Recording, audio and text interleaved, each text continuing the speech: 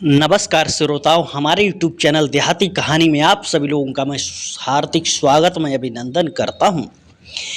प्रेम से बोलो शीतला माता की जय, सरस्वती माता की जय, मेहर देवी वाली माता की जय। आला खंड काम में आपको बताने जा रहा हूं, ध्यान से सुनो। आला ऊधल ऊधल को श्राप किसने दिया था? श्राप कि तुम्हें पीछे से मारा जाएगा, जैसे तुमने मेरे पति के साथ धोखा किया है। दोस्तों, ऊधल ने अपनी बहन के पति को ही जब मरवा दिया था धोखे से, तो ऊधल की बहन ने श्राप दिया था ऊधल को कि तुम्हें कोई धोखे से मारेगा। वो कौन मारेगा? दोस्तों, आंसू टपक रहे थे ऊधल के। आला भी रो रहे थे, मलखान भी रो रहे थे, उधर बहन भी रो रही थी। लेकिन क्षत्रिय लोग आपस में ही मारे गए हैं। आपस में ही क्षत्रिय लोग मारे गए हैं, एक दूसरे के लिए नहीं, सिर्फ आपस में ही वो मारे गए हैं। आज मैं आपको उन्हीं के बारे में बताने जा रहा हूं। ऊधल को श्राप किसने दिया था? ऊधल क्यों रोना पड़ा ऊधल को, और सभी भाइयों के आंसू निकल रहे थे, अपने आप को पछता रहे थे। आइए सुनते हैं पूरी कहानी। मेरे प्यारे दर्शक, जब बिरियागढ़ का युद्ध चल रहा था, जब पारस की पत्नी कमला सोच रही थी कि अब शाम हो गई, मेरे पति अब तक नहीं आए, 3 पहर निकल चुके हैं, अपने आप को पछता रही थी, करे तो क्या करें। जब वो परेशान होने लगी, तब अपने ससुर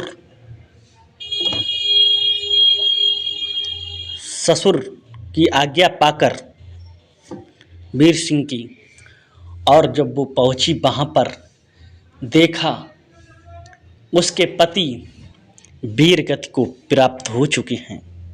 वहां शोक का माहौल बन चुका है।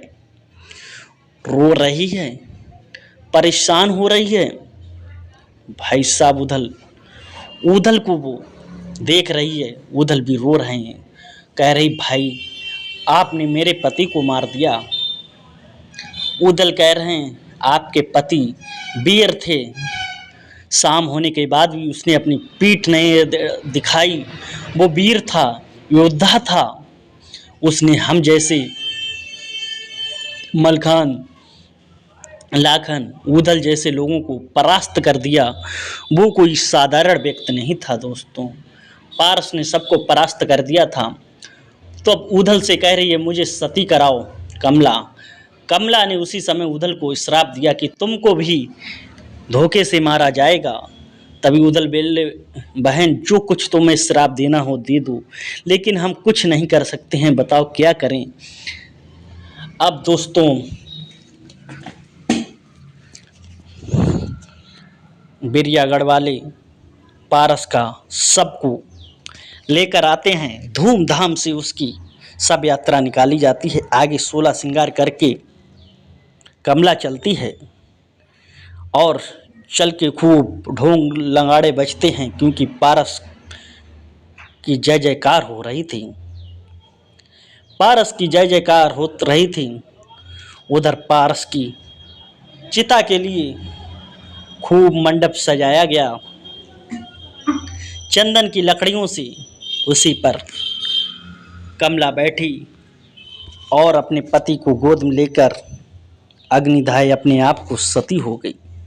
उसकी जय जयकार होने लगी। दोस्तों, कमला क्यों सती हुई थी आपको बता दें। लोग कहेंगे, जब वो कमला सती हुई थी तो और रानियां क्यों नहीं सती हुई थीं?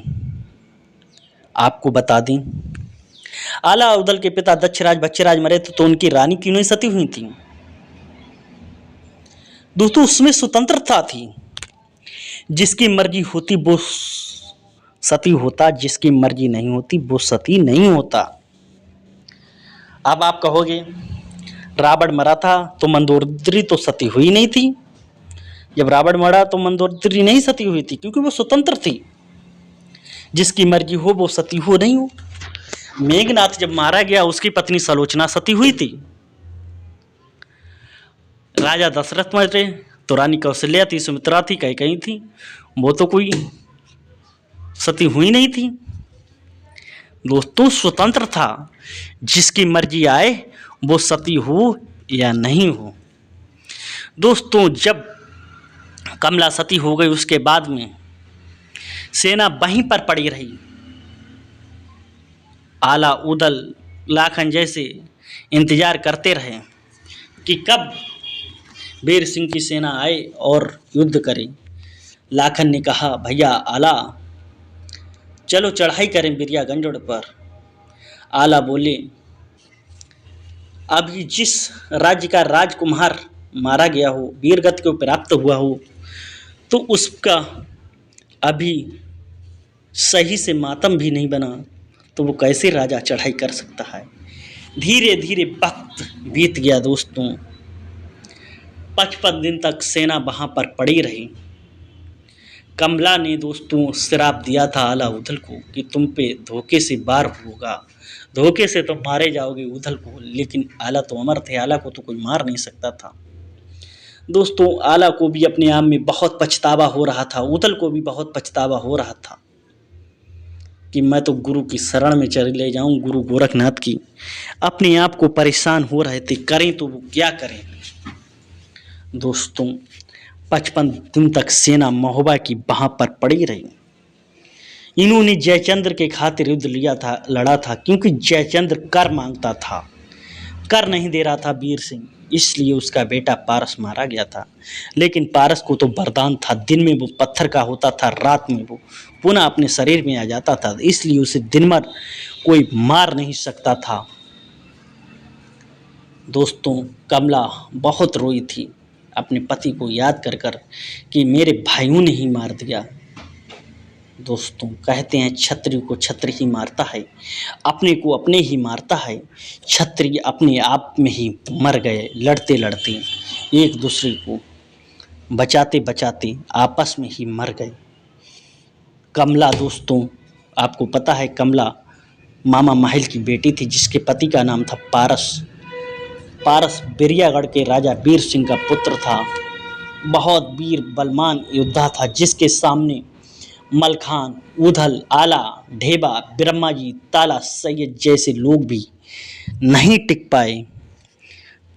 तो इंदल ने युद्ध करा, इंदल भी नहीं मार सकता था। लेकिन जो रहस्य अगर इंदल को उधल नहीं बताते तो इंदल भी नहीं मार सकता था।